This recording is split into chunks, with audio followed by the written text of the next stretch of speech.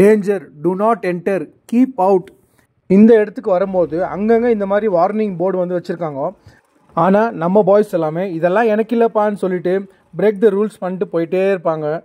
Guys, இந்த இடத்த பெங்களூரில் இருக்கிறவங்க எல்லாம் சேர்ந்து இந்த இடத்த வந்து ஃபேமஸ் ஆக்குனாங்கன்னா நீங்கள் நம்புவீங்களா? பெங்களூரில் இருக்கிறவங்கலாம் ஒரு வாட்டி ஆச்சு இந்த இடத்த வந்து பார்த்துட்டு போயிருப்பாங்க. நானே இப்போ தான் தடவையாக இந்த இடத்துக்கு வந்து வரேன். என்னன்னா இவன் இவ்வளோ ஐப் கொடுக்குறான்னு பார்க்குறீங்களா? இந்த இடம் வந்து சோட்டா லடாக்குன்னு வச்சுருக்காங்க.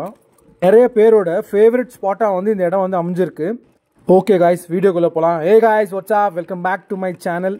உங்கள் ஃப்ரெண்ட்ஸ் கேங்கோட சேர்ந்து ஒரு சம்மர் சீனிக் ஸ்பாட்டில் உங்கள் டைம் ஸ்பெண்ட் பண்ணணும்னு நினச்சிங்கன்னா கண்டிப்பாக நீங்கள் வர வேண்டிய இடம் இந்த சோட்டா லடாக்.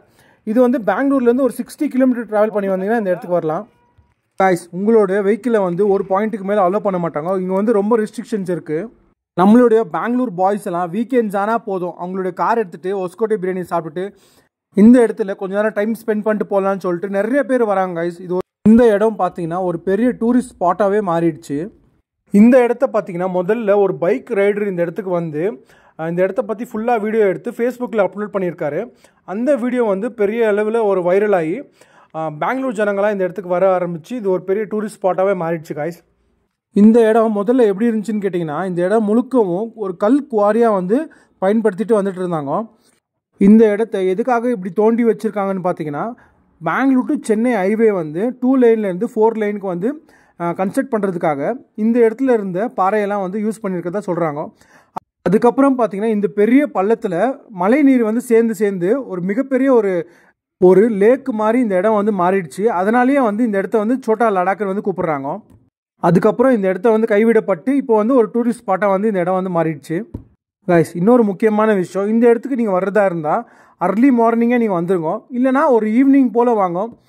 கண்டிப்பாக இந்த இடம் வந்து உங்களுக்கு ரொம்ப பிடிக்கும். முக்கியமாக இந்த ரீல்ஸ் பண்ணுறவங்களுக்கு ரொம்ப ரொம்ப பிடிக்கும். உங்களுடைய ஃப்ரெண்ட்ஸ் அண்ட் ஃபேமிலி கூட ஒரு நல்ல டைம் ஸ்பெண்ட் பண்ணணும்னு நினச்சிங்கன்னா கண்டிப்பாக இந்த இடத்துக்கு வாங்க கைஸ்.